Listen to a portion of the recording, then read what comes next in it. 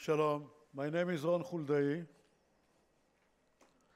I am here because Yossi Avardi asked me to be here. His wish is my command.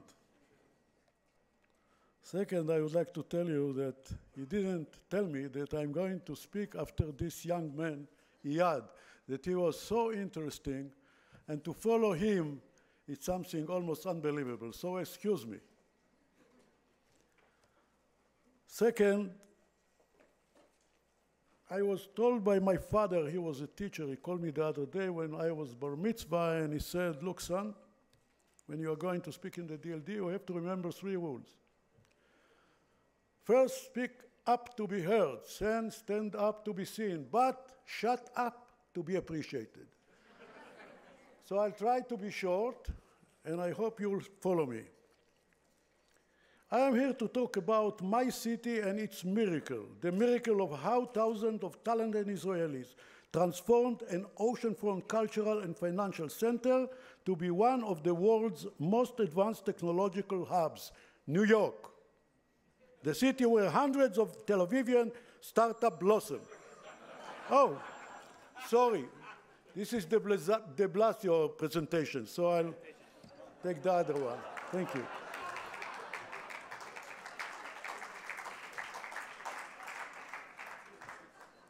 And here is the right presentation. Tel Aviv, the city where 1,000 Tel Avivian startups blossom.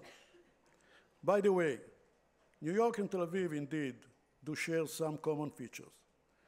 And the reason I am here today is to help link the ecosystem between our 2 cities. I will get to this in a moment. But first, I want to discuss how Tel Aviv became such a creative city. I will then talk about how we leverage this creativity in the field of technology. And finally, our plans for cooperation with the tech community of New York. I will start with talking about Tel Aviv as a creative city. The Wall Street Journal called us Europe's main technology hub. We were named the smartest city in Barcelona last year, and the United Nations listed us among the world's creative cities. How did all this happen? I don't know, but I'll try. The important word for us is ecosystem. Tel Aviv has come wonderful natural advantages. We, the municipality, develop platforms to leverage these advantages to transform Tel Aviv into one of the most creative cities in the world and a city where creative people feel at home. This is important. One natural advantage is our size. I like to call Tel Aviv the world's largest small city. Only 20 square miles, smaller than air bases I commanded, just like the size of Manhattan. It is very pleasant and safe to walk the streets. Another advantage is our wonderful weather. We have very nice beaches and very nice people on the beaches. We invest a lot in art and culture. We are the center of art and creativity of Israel. We also invest a lot in promoting pluralism and tolerance. Important.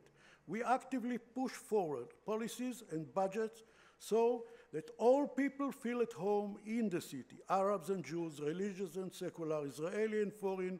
We have the highest number of single-family homes in Israel, the highest number of Holocaust survivors, and the largest LGBT community. Professor Richard Florida talks about the 3 T's needed for creative cities: technology, tolerance, talent. So Israeli technology thrive in the 4th T. Tel Aviv, an extremely tolerant city that attracts a lot of nation-talented people. This is our secret. As a result of many young people in Israel many of the young people in Israel wants to live in Tel Aviv. It was not the case 15 years ago. Tel Aviv is one of the youngest cities today in the world. 33% of our Tel Avivians are between the age of 18 and 35. This is the dramatic figure. And by the way, last week, we were declared one of the top 20 cities in the world for young people. Young people create fun cities. We have 1,748 bars and pubs, one for every 220 residents. Young people also create growth. Tel Aviv was always our nation's economic center, home to most banks, financial institutions. Young people bring additional creative industries. And mainly, young people create an atmosphere of creativity and innovation, as you all know. An atmosphere that everything is possible, and this is a perfect atmosphere for startups. This is how we became the startup city of the startup nation. When we talk about the evolution of the Israeli company, the first stage takes place in Tel Aviv. As I said, any given moment, there are more than 1,000 startups in our small city, and we have more startups than any other city outside of the United States. And this is also the highest density in the world. By the way, out of those 1,000 startups, only 960 are owned by Yossi Vardi. Tel Aviv's connection to the startup culture began on the day the city was born. Actually, Tel Aviv is a startup by itself. It was founded 100 years ago when 66 families of entrepreneurs decided to build a city on an empty sand dunes. They dreamt of a garden city in a place that there had no water. They dreamed of a city of the future in the homeland of the past. In short, it was a classic startup. Big dreams, small chances. And guess what? They succeeded. The founders of Tel Aviv had a vision, and they did not care about reality. So as you can see, creativity and entrepreneurship is in Tel Aviv DNA. We are a city of visionaries and dreamers. A few years ago, we began an ambition plan to leverage this creativity. We are, as I said, the startup city of the startup nation, but our industry is mainly made up of Israeli entrepreneurs. We want to become a startup city for entrepreneurs from around the world. We want to be a sort of Silicon Valley outside of the United States. Our strategy is based on two pillars. One, to encourage and enable creative processes in our ecosystem, and two, to promote this ecosystem around the world. Ladies and gentlemen, I do not know why the Israeli people are so creative. I have some suggestions, but I keep it to myself. I don't know. But once we discovered this creativity, we created platforms to enable it further. For instance, we have free Wi-Fi in our streets and boulevards. Hundreds of thousands of people use it on an ordinary basis every year. We convert municipal space into working office for entrepreneurs. Free Wi-Fi, free coffee, free table. This is the principle.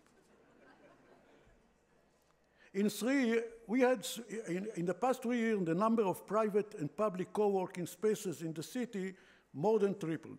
Another thing that happens is the multinational companies today, like Google, Coca-Cola, AOL, Facebook, discover our creativity and open innovation center in Tel Aviv. We reduce municipal property tax for startups. We sponsor technological events and festivals like the DLD Tel Aviv that we are going to have in September, isn't it? Yes. All of you invited. We are leading a process within a municipality so that all our services will be innovative. Many of our municipal services are given today online through a digital citizen's card.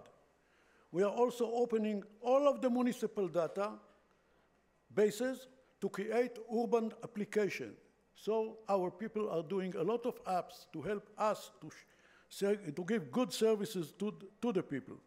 The only thing we do not want to change or update is the mayor. Some things are best when they are around for a long time. This is why No need, no need. Seriously, I would like to give you something about Israel, an insight about our political system. Israel exists 67 years. We just celebrated our Independence Day. Bibi is now forming hardly the 30th government in 67 years. Tel Aviv exists 106 years today. I am the 9th mayor of the city of Tel Aviv. This is the comparison and stability of governing system between the municipal level and the national level. What is better? You say.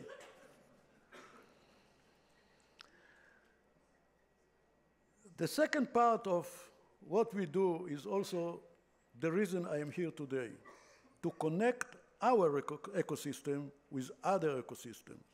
We believe that the future of our creative sector lies on cooperating with talented people from another cultures. One way to cooperate with international talented is by facilitating the arrival of talented people to Tel Aviv. So I'm glad to say that we are on the verge of very important government decision to create national startup visas. This would allow to international entrepreneurs to come and work legally in the state of Israel and, of course, in Tel Aviv. Another way to cooperate is by establishing strategic partnerships with tech communities in leading cities. During this visit, we discussed startup and knowledge exchange with the New York City Economic Development Corporation. We have similar agreement with Amsterdam, Berlin, Beijing, and next week we are going to have the same with Paris. Our team helps international entrepreneurs with visa support, provide co-working space, one-on-one advice, and mentoring, access to events, and logistical assistance. It means the city involved in the whole process.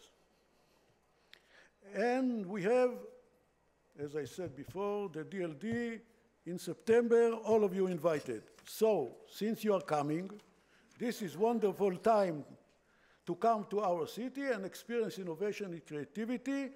So, everyone here is welcome to come, sleep on Yossi Svardi's sofa. So this is my main message to you. The Tel Avivians that live in New York are okay, but if you want to work with truly cool Tel Avivians, you have to come to the source. Our team will be happy to help you. To please take pen and pencil, all of you, I want you to write down what you need to bring with you. Take with you one pair of shorts for the beach. Another pair of shorts for your business meetings.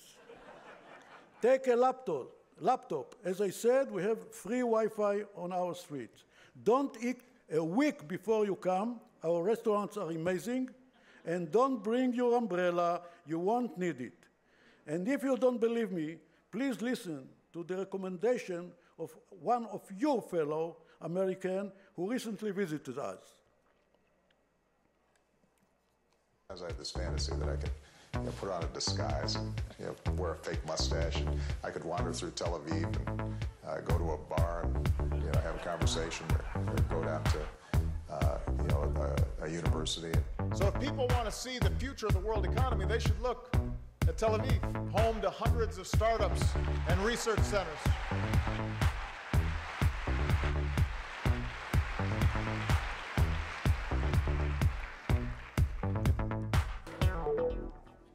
Thank you very much, and come to Tel Aviv.